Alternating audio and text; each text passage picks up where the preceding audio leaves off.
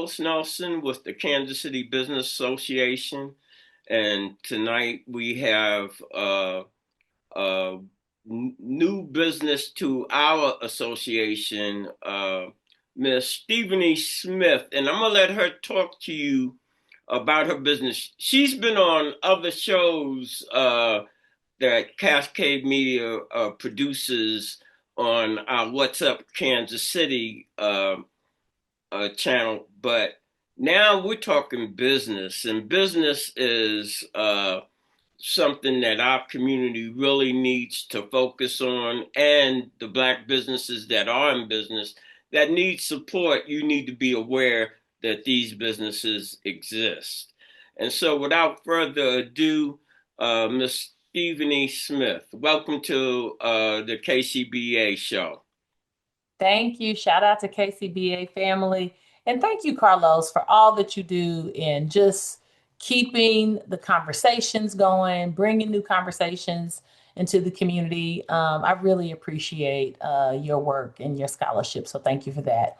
Tell our So as audience, hold it, what I want you to do, go back to refresh our audience on who you are, where you grew up, so that they can connect that to your business story. That whole yeah, thing. Go ahead.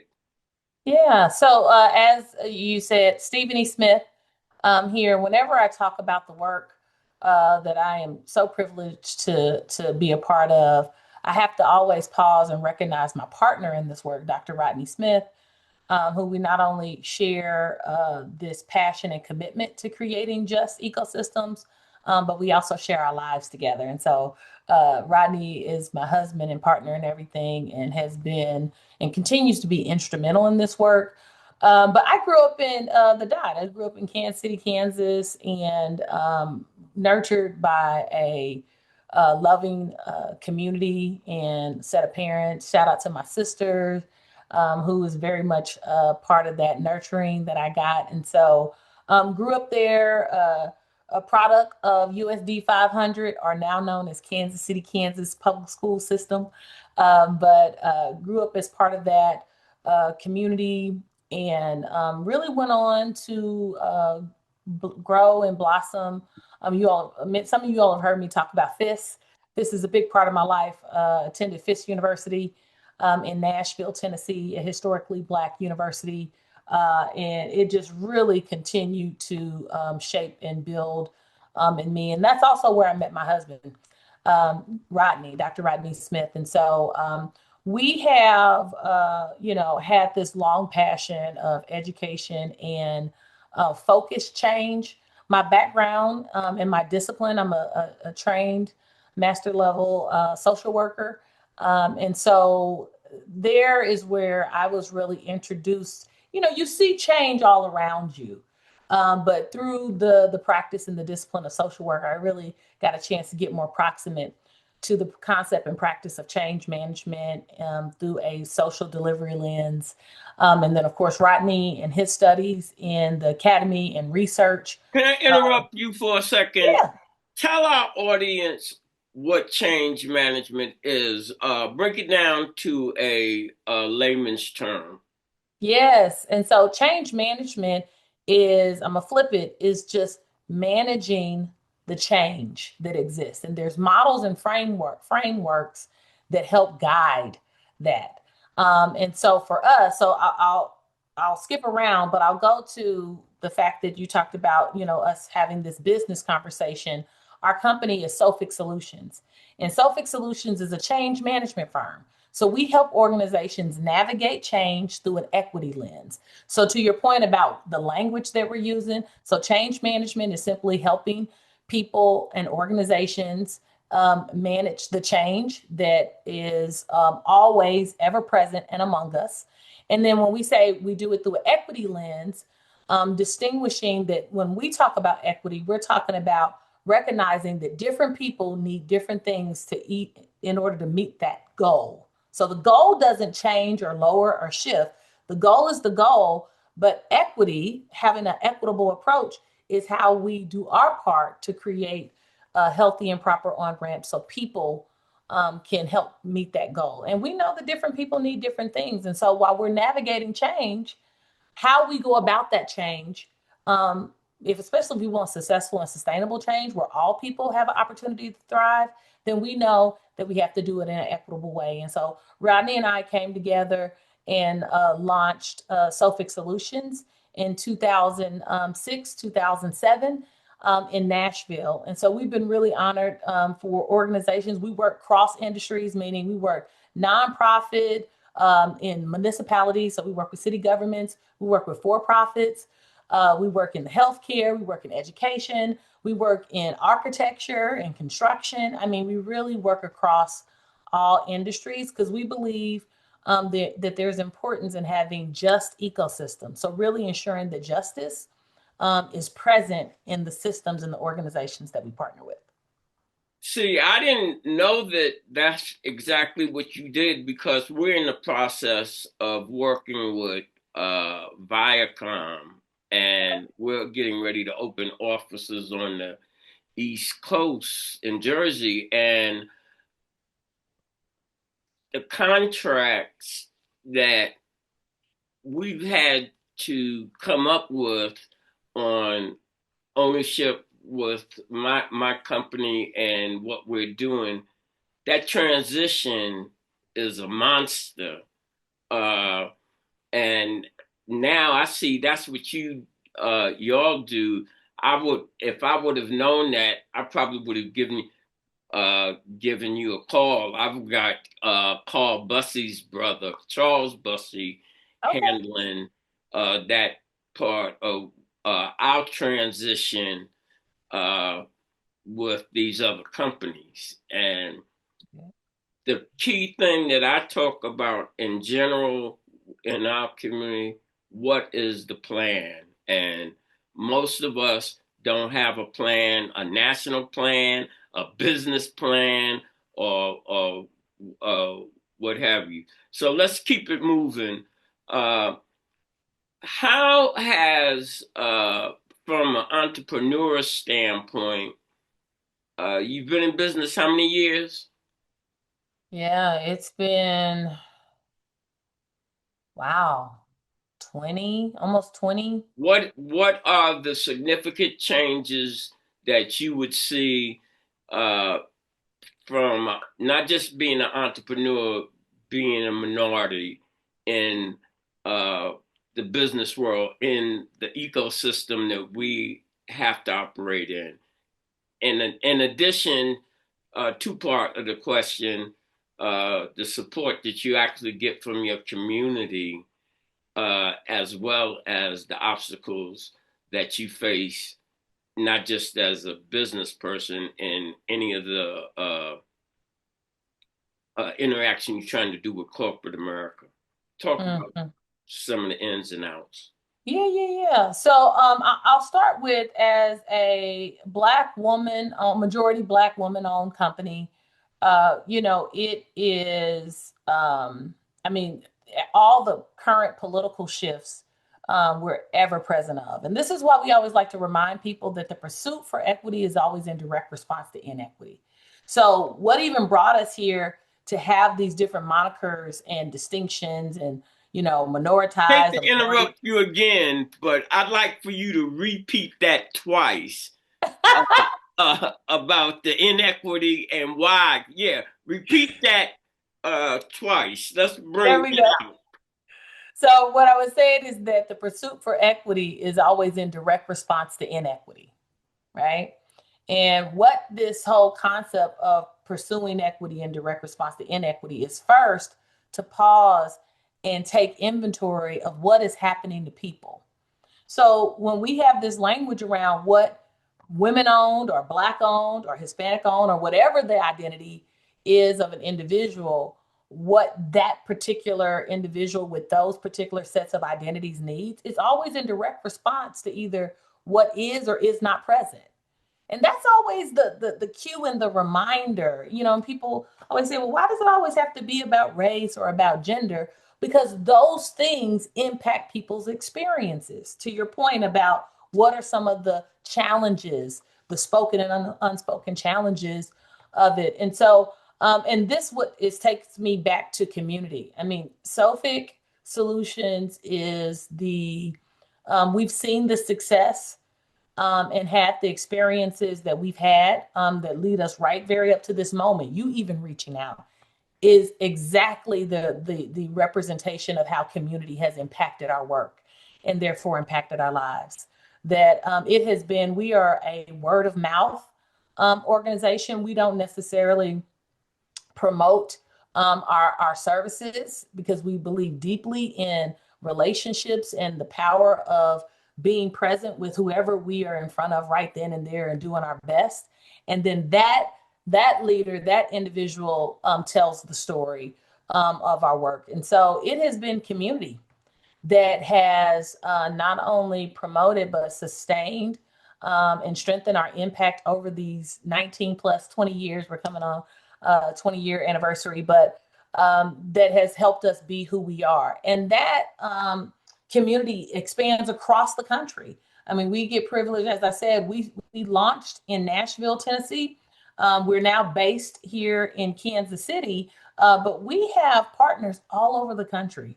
And so community is really powerful. It continues to demonstrate and show up time and time again. And that continues to be a driving spark for us and in turn how we show up in community because it's really all interconnected. And so community has played a big part for us. So that's one part of your question. The second part of your question was talking about what are some of the challenges. And I would say that I think that when we recognize, once again, that the pursuit for equity is always in direct response to inequity, one of the greatest inequitable factors that we have is the wealth gap. There is a racial economic wealth gap that has been fueled through systemic effects like policies and certain practices, narratives. We were talking about narratives before we launched, but the impact that narratives have had on how Black owned or any minoritized group that is at the helm of leading an organization. Those false and negative narratives impact, right, what could be. And so I have been really blessed to have make a lot of strides. Who knows the opportunities that we didn't get, right? And so my own personal philosophy is I don't necessarily, I'm aware of it, but I don't focus on that. What I focus on is what is and continuing to manifest and build relationships that continue to move us in a positive trajectory. But those things are real. So that economic gap is directly connected to the capital and the capital access that businesses have, which is really important. Well, We happen to go ahead. I'm going to cut you off for a minute. Mhm. I wanted to ask you, how do you feel the laws, legislation, you've been in business 20 excess years, how MBE, WMBE, the changes, how, did that affect your business at all? And where we are in the current climate uh, for Black business, no matter what business you're in.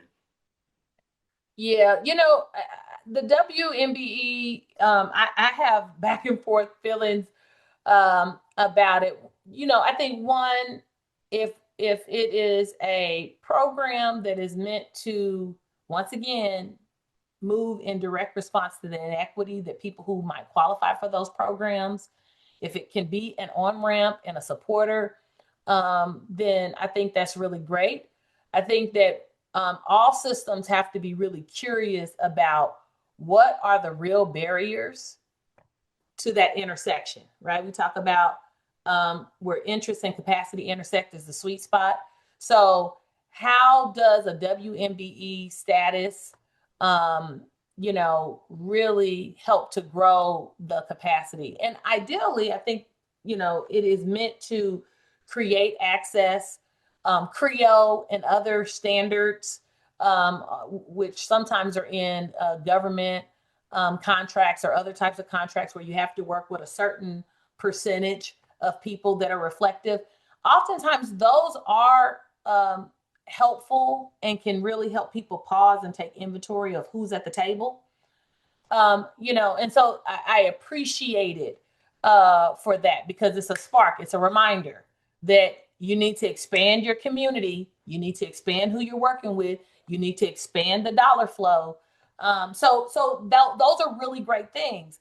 The backlash or the counter to that, and I don't want to put this on groups, those of us who might qualify for that, is how those statuses can be weaponized and create, and once again, add another false narrative about organization because they may have, that designation.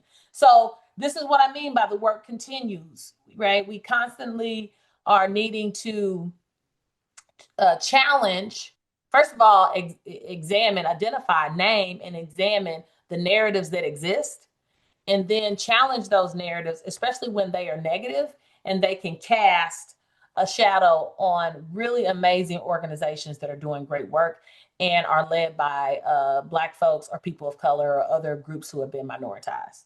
Two other things I want to speak on. Uh, how important do you think communications is to the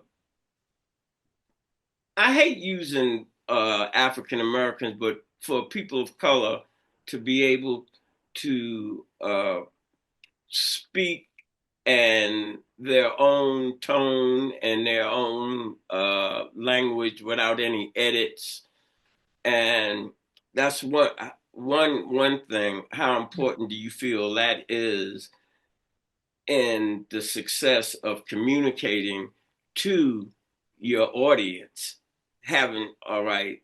Uh, the second one is uh, in the leadership in the Black community. Now, I'll be specific about Kansas City, but I would put this overall leadership.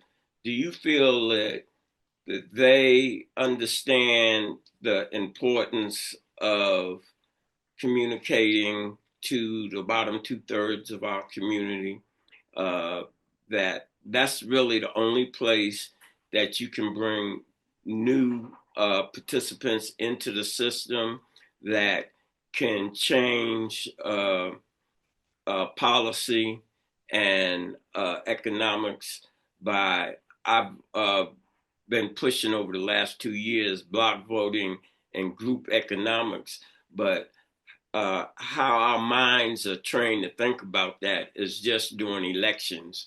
And I'm not talking about elections. I'm saying when we can bring these numbers to bear, we can get a seat at the table that can change policy.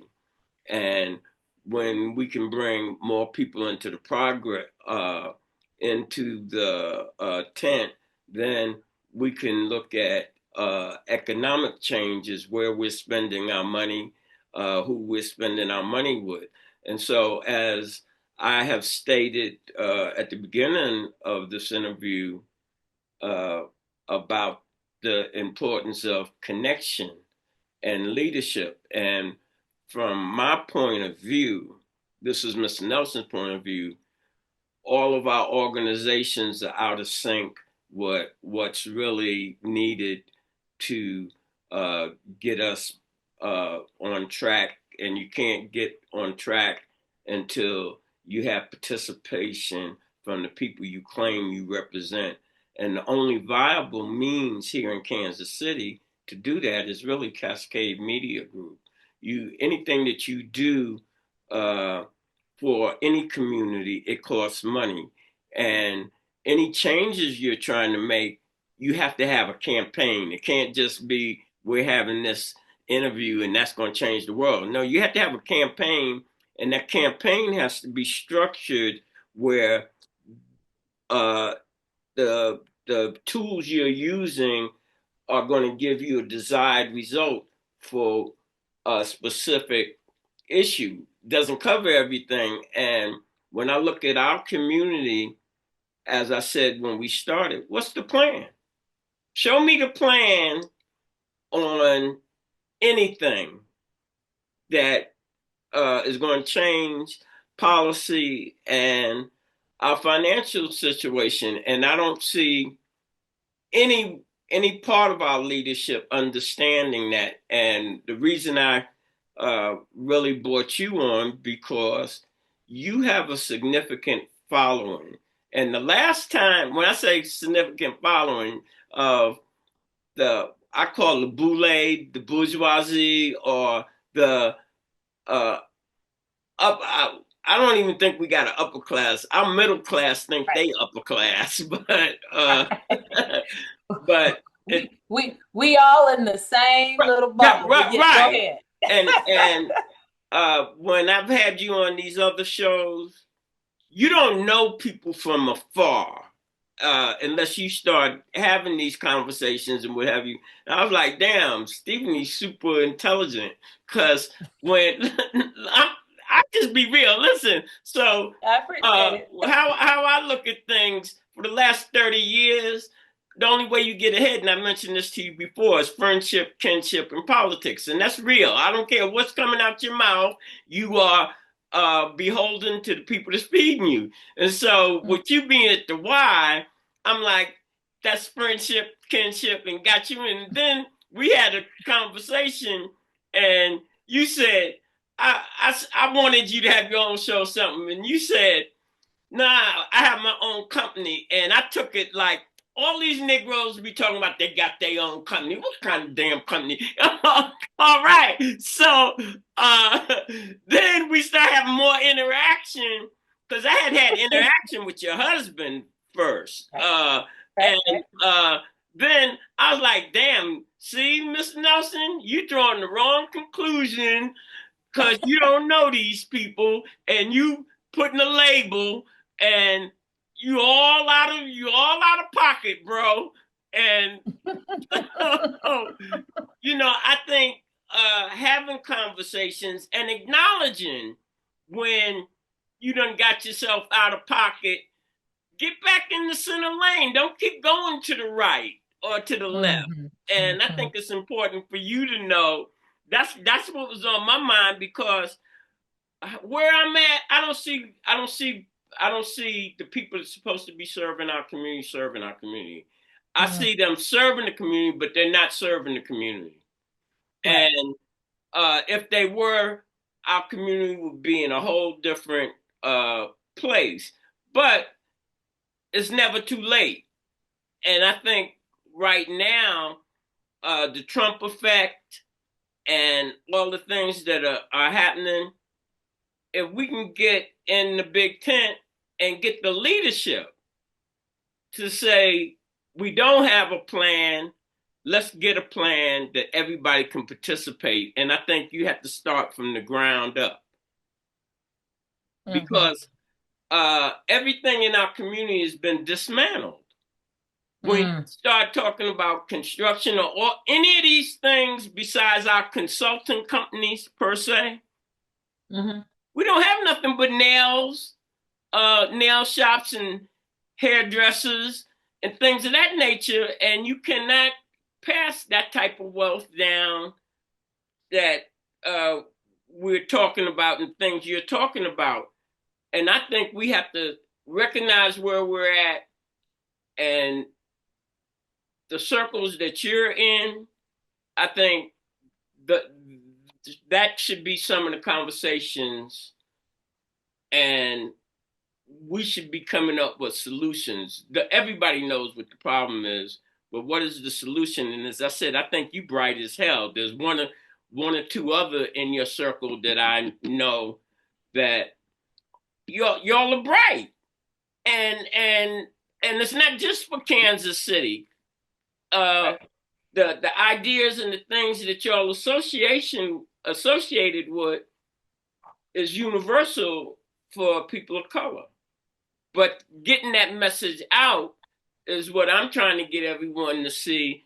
That should be the first order or priority to make sure that you do have the platform that you can access your community at any time, not wait a week, that Right. you can say, this is happening and we're going on the network. And if everybody's plugged in, we need y'all tonight at this time.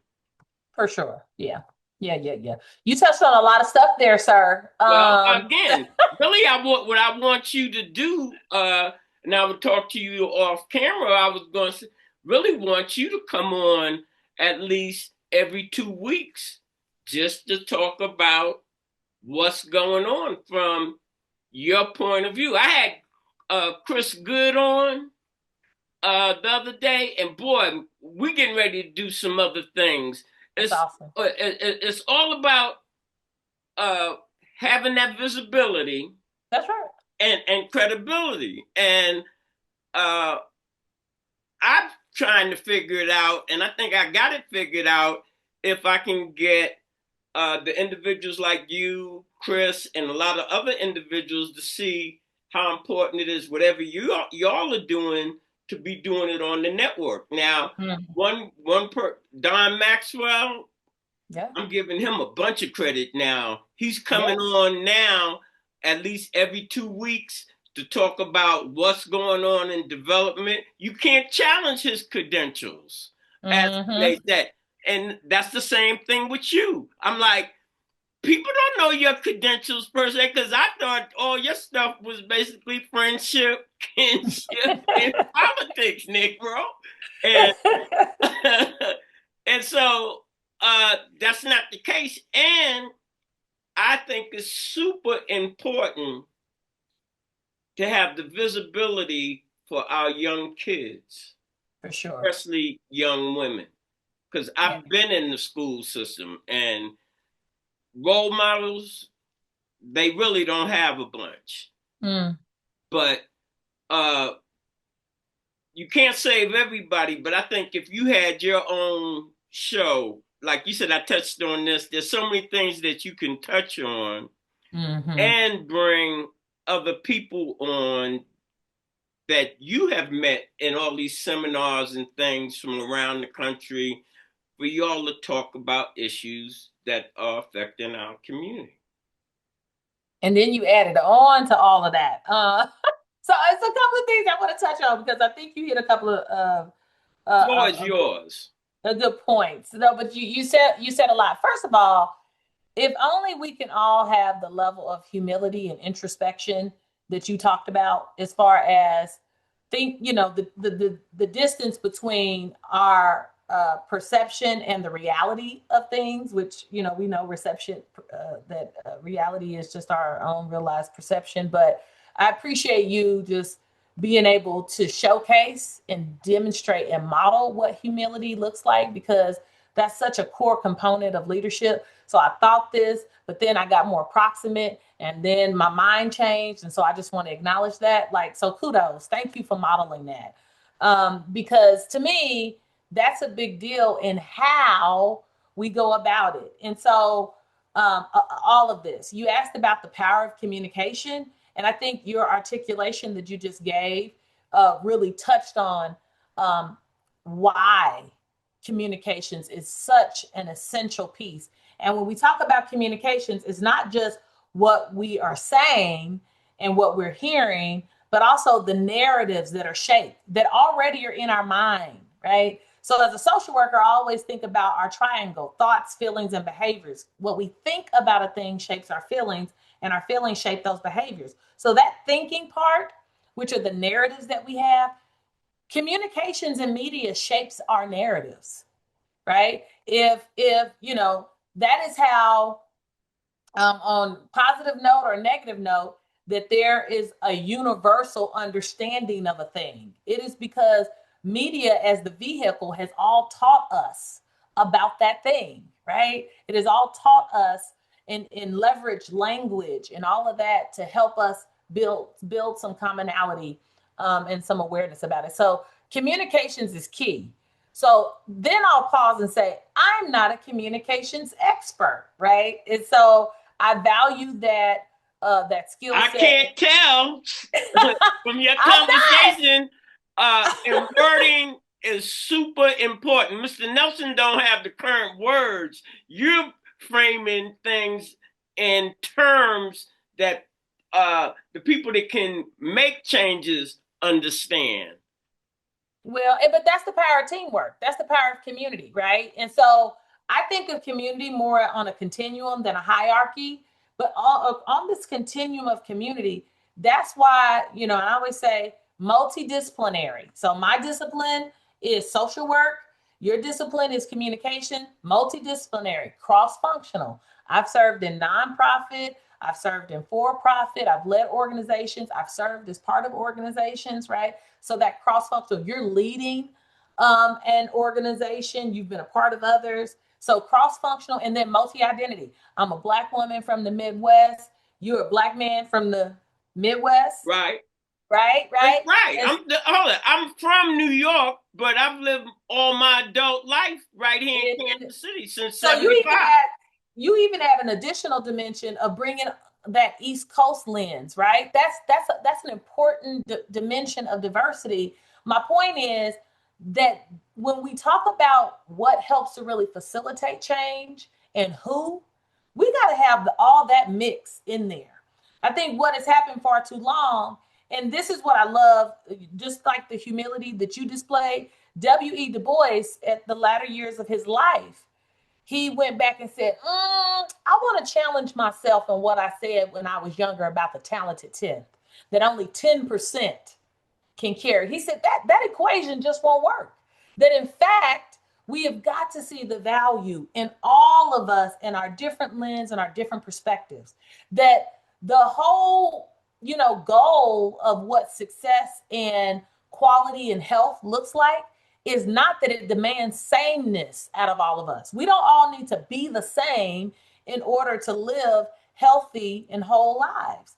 What we have to do is begin to expand our value in our differences, right? And if the only way that businesses, whether they're Black owned or Black led or female led or whatever the dimension of diversity who's leading it, if the approach is only that we have to be exactly like someone else or do it how someone else has done so we can see success, then we're going to always have a failing equation, right? It is never going to mark out. And so that's why I think that the different ways that businesses are showing up, their different approaches are amazing. That's needed because we are a dynamic community. Now, I think what I do agree with that you're saying is about how are we coordinating our actions?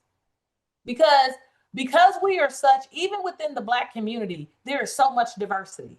We are not a monolithic group. So how we go about things, how we talk about things, how we do things, it's going to and should look different. That is okay.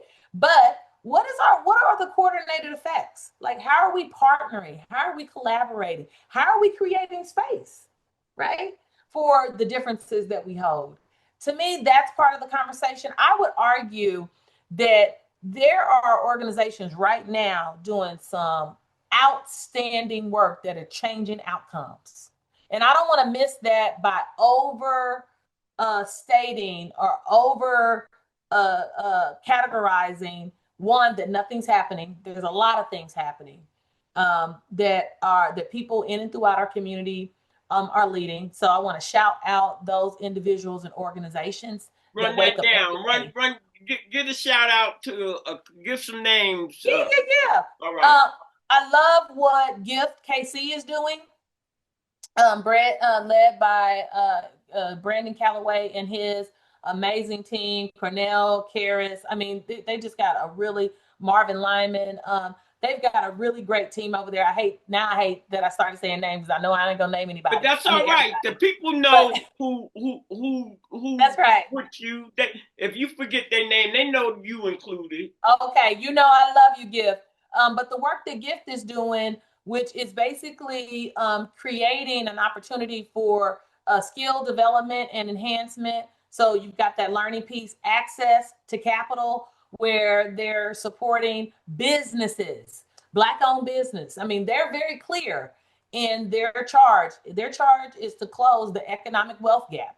And so they are focusing on supporting, cultivating, and growing Black entrepreneurs. Wow, right? And they invite any and all of us across color lines, across cultural lines to join in and be part of that solution. So anybody can give at any level monthly, right? Giving those dollars monthly really helps us because they actually then in turn take that money, that capital, those dollars, and they grant it to entrepreneurs. So that's some really powerful work. So I think about that on that end. I think about the work that Fatima is doing with parish constructions. I think about Axiom and the work that Daniel Fields and his wife is doing in the construction industry. These are construction leaders that are part of the conversation. I think about the work of Terrell Jolly and integrity and rebuilding and reshaping community, right? So there are people, I think about Theotis Watson and Latasha Jacobs and what they're doing in the financial system industry and the work with Pathways and the work that Theotis is doing as president of this national organization. He's right here in Kansas City, continuing to connect the dots and ensure that not only do people within the Black community and other communities that have been strategically held back from understanding banking, he's closing the gap with education and access, and then being a leader and doing the work within the industry. So those are just some folks that come off the dome that are doing this. I also want to shout out leaders who are moving with consciousness that are in that are part of already built systems. So whether they're national conglomerates or local conglomerates or in city government, you've got leaders showing up every day being curious, right? We talk about the 6 signature traits of powerful leaders: commitment, curiosity, cultural humility. Also talks about collaboration. The power of collaboration is also part of that. And so you've got leaders, everyday people showing up in that way. The other one is courage, and then cognizance. So making sure that leaders are showing up with that. And so I'll finish this whole, rambling No, with. this is major from my point of view. Always got to put my company involved. You can't do this on other shows and what have you because we don't own it, and so you're rushing to give explanations for very complicated issues and trying to squeeze it in a box. And you don't have to do that on our network. We own it. And so you got to invite me back. No, I've already invited you That's right. to come on every 2 weeks just because this is real talk. All right. You talked about the guy from Gift. I was down on that Gift stuff for 2 years. I'm like, they giving money away and them businesses going out of business within a year and blah, blah, blah. Because I know. I'm looking from afar. All right. And so then you named so many names of them companies. I know nothing about them people that you were talking about. I have the media thing. You know about it. And so you name something and people that are coming to our network, some of them know about it. But the whole thing is the people that are excelling, what have you, that y'all are all in the same little circle and the community, the real community don't know. And by you having access to not only these people to have media to bring them on, Miss Nelson can't do it by herself. And I'm like, it doesn't take a whole lot of effort to bring these people on. And for one, they're Black people, and I keep talking about role models. It's no different from if you was a coach and you bringing your players on. Our community needs to know who these people are so that they can use their services. And I'm like, you and others are right there, and y'all know each other. So Well, what and just to bring it down to earth, those people, including myself, we too are real people, right? They are hiring real people, right? Real people in our community, and so, and that was my point about perspective. And this is why collaboration is important, because we all have different perspectives, and so your consistent invitation to different folks like myself, and others who are coming in, it is to help continue to build out the various perspectives that we have. And so it's not that it's not happening, but to your point about where's my line of sight and what do I see and what don't I see, that's why curiosity is such an important trait for leaders who are committed to making an impact. Because if I lead with curiosity over judgment, one, I will learn more, but two, I'm also being able to honor what is, right? And so I'm always, and that's why an asset-based approach to this conversation, I think, is most useful. Because if we continue to talk about, and there's nothing wrong with naming real challenges and naming what is not present, right? But I first want to be curious about what is present, what isn't present, right? So that I can speak accurately to, because to your point, your platform is powerful. So when we misspeak on such a powerful platform, there are repercussions, right? Either we're continuing to foster a false narrative, or we're dishonoring important work that has happened, right? And so I want to say that, because to your point about, hey, I don't necessarily know some of those people, and there's people that I don't know, right? That I don't know, that I don't even know, that I don't know what they're doing, and shout out to them, right? They're doing the work. They're waking up every day saying, yes, how can I be a part of, how can I be a contributor to a healthy and whole community? And we all have a role in that. So, I'll finish my thought about perspective in just saying that, happy to figure out what cadence, to your point, so that we can slow down, have a conversation, and really unpack some of the stuff that I've shared. I don't know if it's going to be every 2 weeks, but we can figure out a cadence that makes sense, that is useful. Because to your point, why not leverage such an amazing homegrown asset, which is Cascade Media? Yeah, well, I this is so corny because I keep ending with this Negro Jim Watts, who was Shout out to Mr. Watts. What's up, Jim? Jim truly started What's Up Kansas City with me in 2012, and our first interview was McLean Bryant. Yeah, and, shout out to McLean. Yeah, McLean. And she said, Carlos, this is 10 years later. Take that interview down. Take that.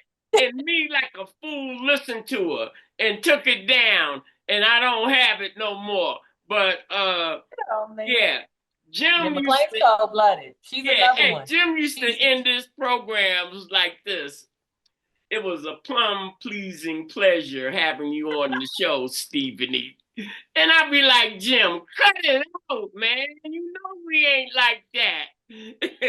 But as we always end, when you invest in your community, you're really just investing in yourself. Good night. This is brought to you by Kansas City Business Association, working to improve our community.